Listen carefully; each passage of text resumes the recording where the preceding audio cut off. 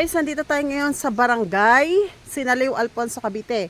So, bali ito po ay bagong project namin. So, nakikita nyo, naka-clearing na siya, malinis na siya. So, ngayon, ito yung portion na puro fruit bearing po yung nakatanim. Yan. So, marami siyang tanim. May... Yan. Ito pong dinadaanan ko, ito po yung magiging road. Cemented road with drainage na 6 meters wide. So, ayan, may puno siya ng... Ako, dalandan yan. Yan. Dami niyan tanim, oh.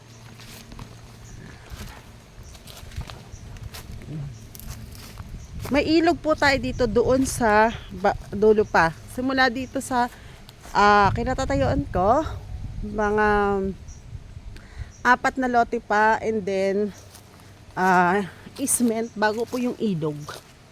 So, ayan po, itong portion na to, maganda po to kasi marami siyang mga tanim. Ito papaya. Ayun, daming bunga yan. So, buko, ayan. Yung nakikita nyo na to, ito, yan, parang niyog. Yan po ay, kaong. Puno ng kaong. So, yan, may puno ng langka. Itong portion na to, puro fruit bearing to eh. So, dito, may mga din naman, tanim. Ayan. Pero parang kahoy na sa, mix na siya na tree. Yung iba kasi hindi ko kilala. Pero more on, naman, banana tree. Ayan.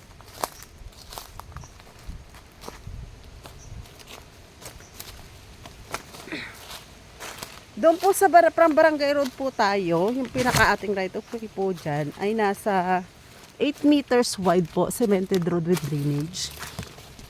And then yung pagitan na po ng mga lote, yan po ay 6 meters wide po.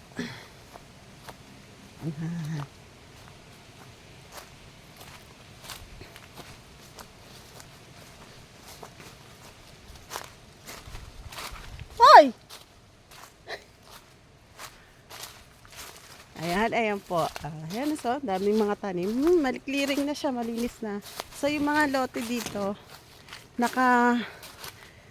subdivide cut na siya. So, may muhon na. And then, aray! May tali pa. Oh my goodness.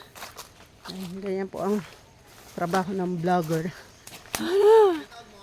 Ito po, corner lot.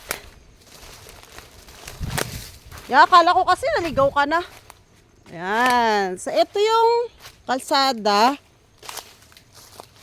Ito, may muhon na siya. So, ito yun, tinan mo yung puno ng kakao. Ay, ang daming bunga. Aray ko. Tapos ito, kape. Saan yung kape, tabet? Ito, kape to. Yan, puno ng kape. Ito, kape. Ito. Kape pala yung bunga. Oo. Ito yung bunga niyan. Meron dyan. Ito yung kakao. Ayan, ang puno ng kakao.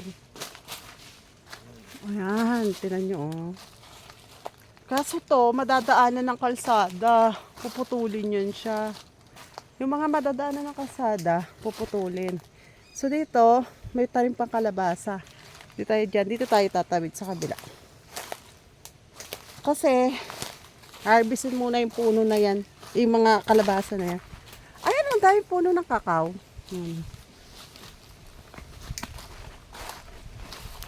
Kakao, ayan na. Alam mo kakao, ayan o. Ay, kalbo mo. Ayan ang kakao, tinan mo. Oo, chocolate yan eh.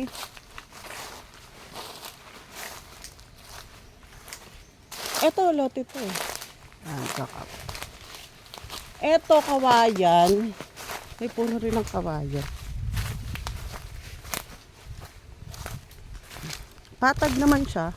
Yun doon sa portion doon sa may bandang ilog, may pagka-slope yun, syempre pailog siya. Pero malayo naman yung boundary ng ilog doon sa lote.